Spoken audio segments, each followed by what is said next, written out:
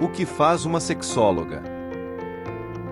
Muito obrigada, primeiro, pelo convite, sempre pela confiança. É uma honra falar com você, com seu grande e qualificado público. Bom, o que é uma sexóloga, né? A minha formação primeira é fisioterapia. Eu fiz fisioterapia, especializei em fisioterapia pélvica, que já começa a tratar as disfunções sexuais. Disfunções sexuais femininas são principalmente as dores na hora do ato sexual, o vaginismo, que é uma contração involuntária dos músculos pélvicos, impedindo uma relação completa. Na masculina, as duas principais, disfunção erétil e ejaculação precoce, e a fisiopélvica, ela trata sob o ponto de vista ósseo, articular, muscular. Então, comecei por aí. Depois eu fiz uma formação em psicanálise, fiz sexologia clínica e fiz várias formações na área de sexualidade. E, por último, fiz uma formação em terapia sistêmica de casal e de família. Então, gosto muito dessa área. Eu estou nessa área há 33 anos. Era muito diferente, muito difícil quando falava, nossa, uma sexóloga, era um grande tabu. A fisioterapia pélvica me ajudou a dar essa base. Ah, não, peraí, é sexóloga, mas é fisioterapeuta pélvica, né? Porque ainda tem preconceito, mas imagina, isso há 30 anos tinha muito peso, muito preconceito, uma dificuldade das pessoas entenderem que é muito além do que ser boa de cama. Às vezes a pessoa, vou na sexóloga porque quero ser bom ou boa de cama. Não, uma sexóloga, ela trata das questões sexuais, sejam físicas, sejam psicológicas e sejam de relacionamento, quando a gente fala num casamento, enfim, no namoro. Para fazer a formação de sexologia, a pessoa precisa ter alguma formação, nível superior, como eu já tinha a fisioterapia, então eu fiz em alguns institutos. Essa formação ela pode durar de 1 ano e meio a 3, dependendo do local onde você faz, né? Ela é bem direcionada para tratar a sexualidade humana, então muitas vezes fala em educação sexual. Eu fiz uma formação em sexologia clínica no Instituto Psicanálise de São Paulo, na Escola de Psicanálise de São Paulo. Comecei lá fazendo a psicanálise, depois fiz paralela à sexologia, depois fui para o Prosex e para vários lugares mais, ainda estudando sobre o assunto, que quando a gente começa a estudar isso não para, viu, Pedro? É infinito. E tenho muita honra de tratar as mulheres, trato homens também, trato casais, então eu tenho muita demanda de ginecologista, de urologista e também de psiquiatra. Há muita desinformação sobre sexo na mídia?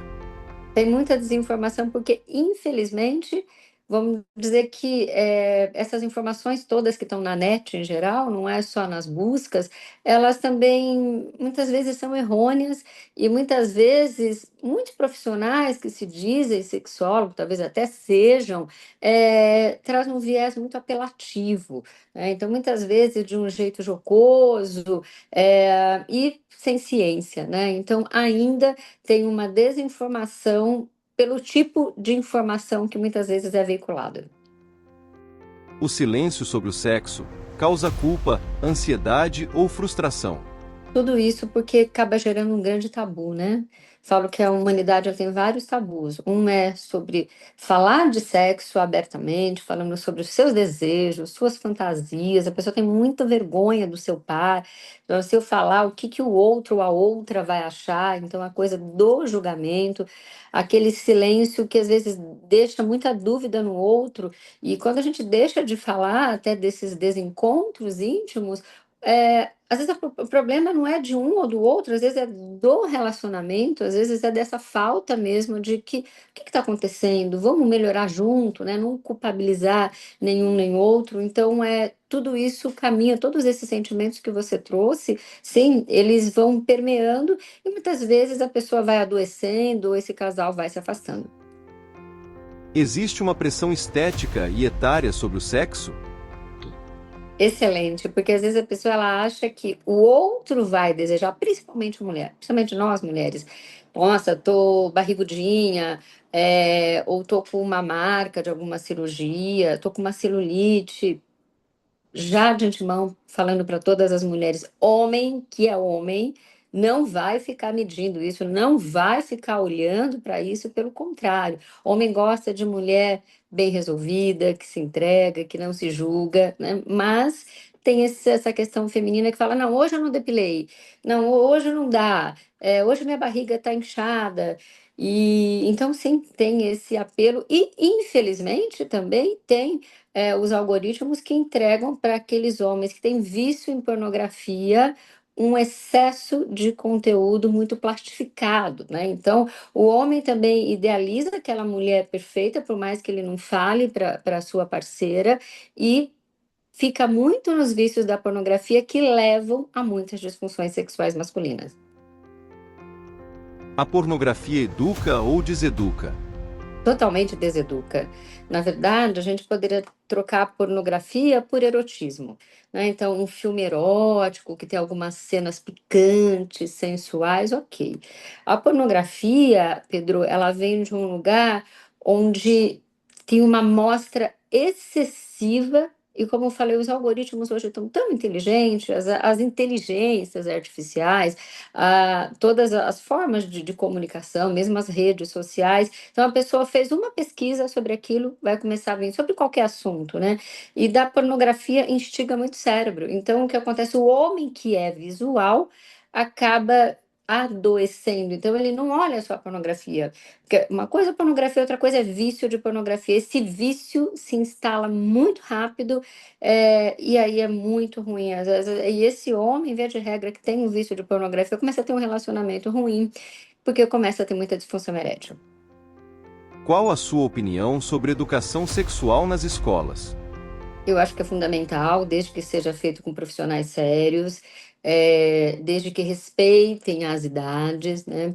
Se a gente for olhar, todos os alunos de rede pública ou particular, a partir da quinta série, exatamente na quinta série, tem uma aula de ciência, que é sobre o corpo humano, aparelho reprodutivo feminino, masculino, é, métodos contraceptivos, tá? Estão nos livros de ciência, para falar até da puberdade.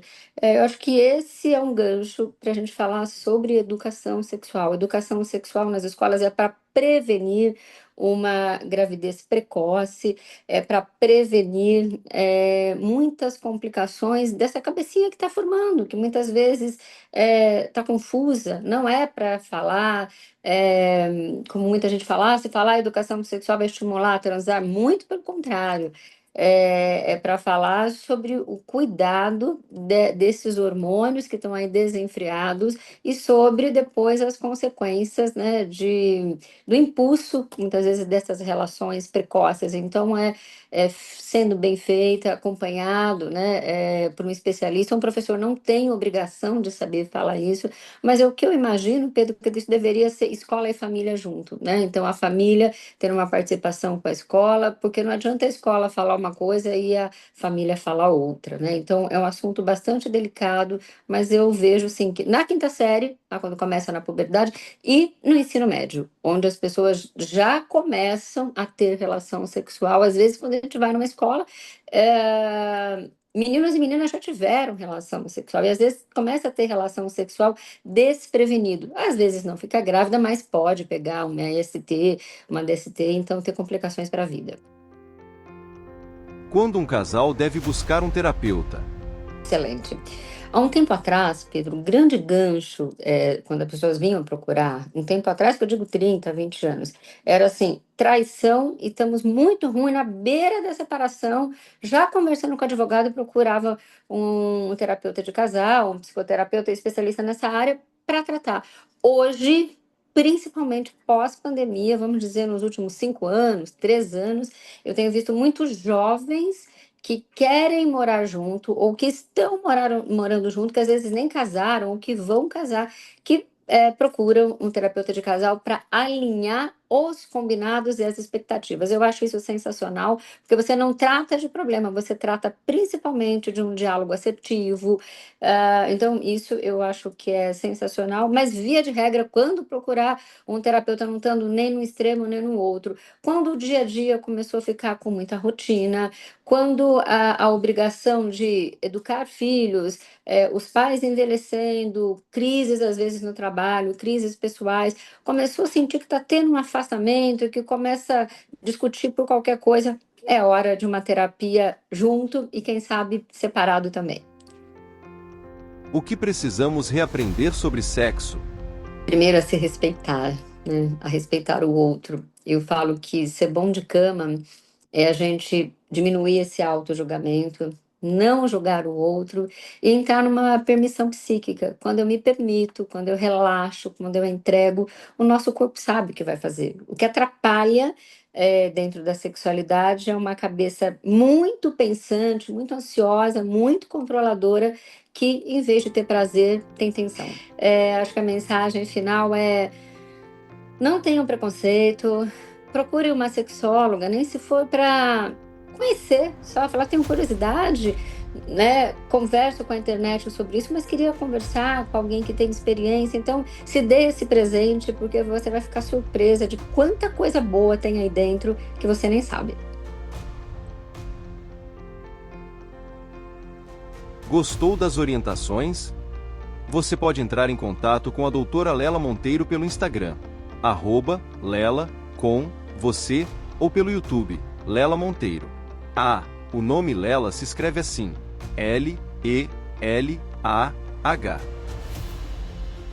E acompanhe diariamente as indicações de profissionais de saúde e bem-estar, comprometidos em compartilhar informações de qualidade, aqui, no Saúde em 3 Atos.